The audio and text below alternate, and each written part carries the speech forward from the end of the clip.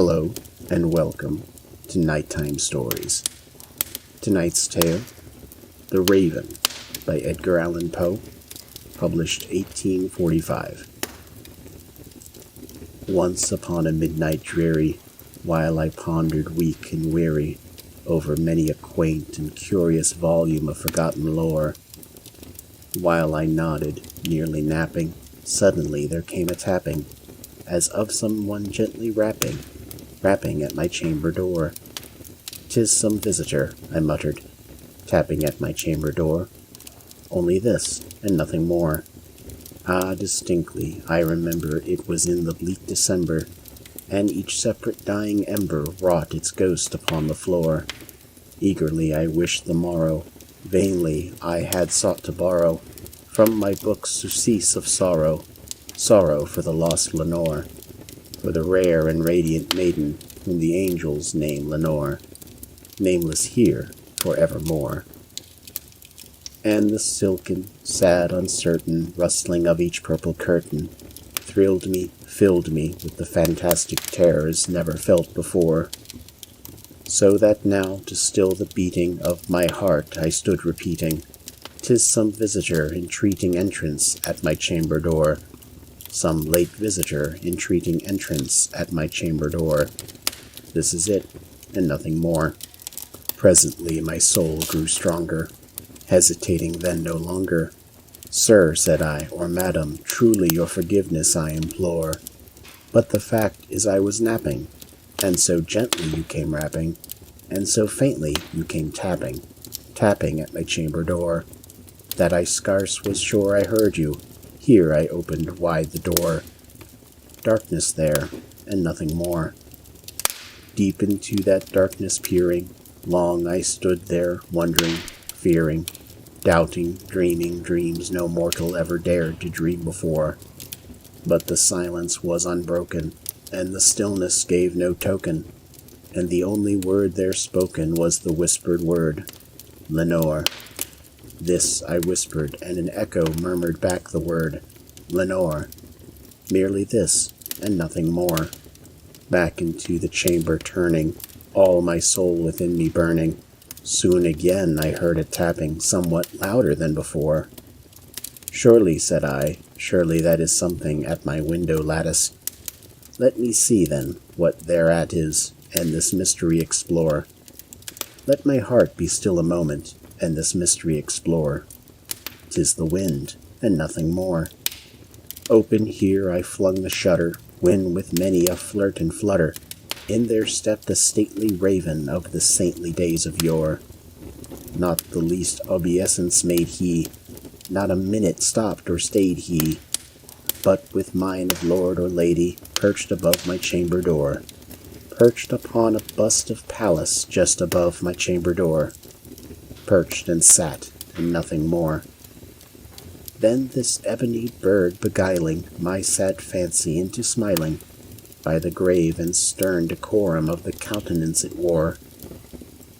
"Though thy crest be shorn and shaven, thou," I said, "art sure no craven, ghastly, grim, and ancient raven wandering from the nightly shore. Tell me what thy lordly name is on the night's Plutonian shore." Quoth the raven, "Nevermore."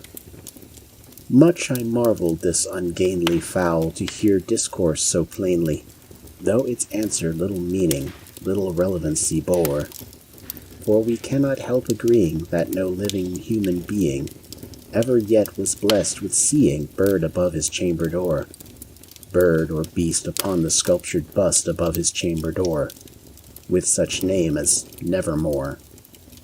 But the raven, sitting lonely on the placid bust, spoke only that one word, as if his soul in that one word he did outpour. Nothing further than he uttered, not a feather than he fluttered, till I scarcely more than muttered, "Other friends have flown before. On the morrow he will leave me, as my hopes have flown before." Then the bird said, "Nevermore." Startled at the stillness broken by reply so aptly spoken, "Doubtless," said I, "what it utters is its only stock and store. caught from some unhappy master, whom unmerciful disaster followed fast and followed faster, till his songs one burden bore, till the dirges of his hope that melancholy burden bore, of never, nevermore. But the raven still beguiling all my fancy into smiling, straight I wheeled a cushioned seat in front of bird and bust and door. Then upon the velvet sinking, I betook myself to linking fancy unto fancy, thinking what this ominous bird of yore, what this grim, ungainly, ghastly, gaunt, and ominous bird of yore meant in croaking nevermore. This I sat engaged in guessing, but no syllable expressing, to the fowl whose fiery eyes now burned into my bosom's core. This and more I sat divining, with my head at ease reclining on the cushion's velvet lining that the lamplight gloated o'er, but whose velvet violet lining with the lamplight gloating o'er she shall press, nevermore. Then methought the air grew denser, perfumed from an unseen censer, swung by seraphim whose footfalls tinkled on the tufted floor. Wretch, I cried, thy God hath lent thee, by these angels he hath sent thee, respite, respite and nepenthe from thy memories of Lenore. Quaff, oh quaff this kind nepenthe, and forget this lost Lenore. Quoth the raven, nevermore. Prophet, said I, thing of evil, prophet still if bird or devil, whether tempter's sent or whether tempest toss thee here ashore, desolate yet all undaunted, on this desert land enchanted, on this home by horror haunted, tell me truly, I implore, is there balm in Gilead? Tell me, I implore. Quoth the raven, nevermore. Prophet, said I, thing of evil, prophet still, or bird or devil, by that heaven that bends above us, by that God we both adore, tell this soul with sorrow laden if, within the distant Aidenn, it shall clasp a sainted maiden whom the angels name Lenore, clasp a rare and radiant maiden whom the angels name Lenore. Quoth the raven, nevermore. Be that word our sign in parting, bird or fiend, I shrieked upstarting. Get thee back into the tempest and the night's Plutonian shore. Leave no black plume as a token of that lie thy soul hath spoken. Leave my loneliness unbroken. Quit the bust above my door. Take thy beak from out my heart, and take thy form from off my door. Quoth the raven, nevermore. And the raven, never flitting, still is sitting, on the pallid bust of Pallas just above my chamber door. And his eyes have all the seeming of a demon's that is dreaming, and the lamplight o'er him streaming throws his shadow on the floor.